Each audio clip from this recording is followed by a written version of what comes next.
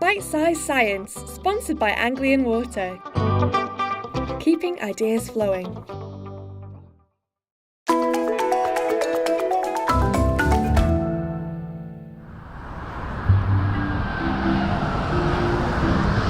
Flying. Statistically, it's the safest method of transport, yet many of us are still very nervous about it after all. It's just not natural for large lumps of metal to rise up in the air and fly. Or is it?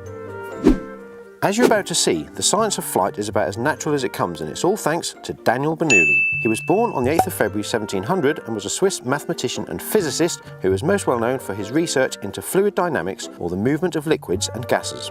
He researched many aspects of the physical world, but his crowning glory was the publication of his book called Hydrodynamica in 1738, and in it was the now famous Bernoulli Principle.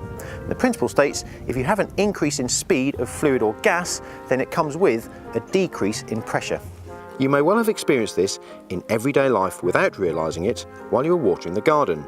Once you turn the tap on, the water flows through the hose at a fixed pressure and comes out of the end at a given speed, but if you make the aperture smaller, the water coming out of the hose will get accelerated and it will come out faster. Now that's great for the gardeners amongst us, but it's also crucial for getting aeroplanes up in the air. And the secret is in something known as an aerofoil.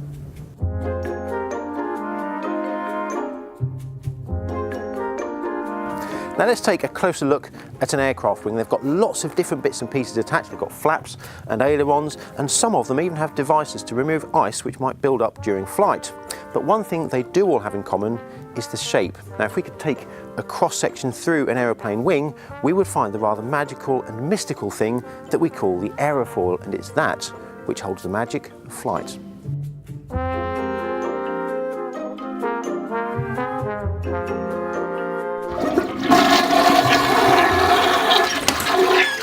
Let me demonstrate this with a toilet roll. Now, a toilet roll's got a curve across the top, just like an aircraft wing, and as air blows across the top of the toilet roll or an aeroplane wing, it gets squeezed up as it goes across the top of the curve. So we get low pressure at the top end, high pressure at the bottom end, and if we blow across the top, we should be able to create lift with the toilet paper. Here we go. Pretty cool, eh? The engine of the aircraft turns the propeller, which generates forward lift, causing the aeroplane to move forwards through the air, which in turn causes air to flow over the wings, generating upwards lift and get the aircraft airborne. For larger aircraft, it's slightly more complex, but the principle is the same. It seems simple, thanks to the beautiful simplicity of the Bernoulli Principle, but, well, let's see, shall we? I'm at Old Buckenham Airfield to meet pilot Willie Cruikshank and put Bernoulli to the test.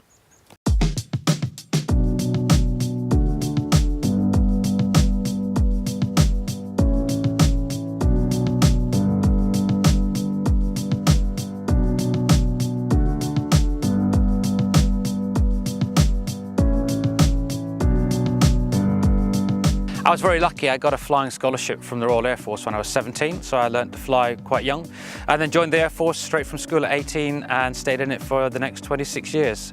So I've got about 4,000 hours of flying time in Buccaneers and Jaguar fighter jets, and then latterly in the Pit Specials. The thing I love most about flying is the freedom to just get away from everything. You maneuver around the sky, doing whatever you want. It's a great feeling, freedom like a bird.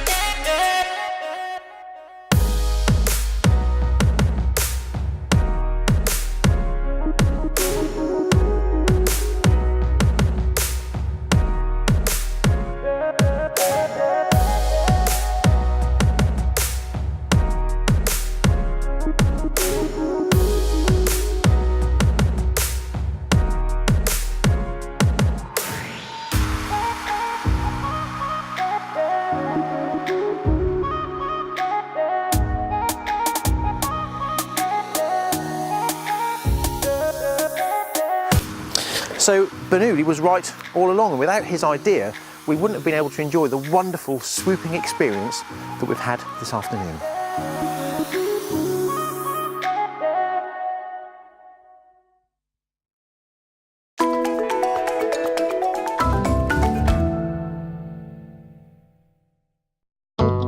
Bitesized Science, sponsored by Anglian Water. Keeping ideas flowing.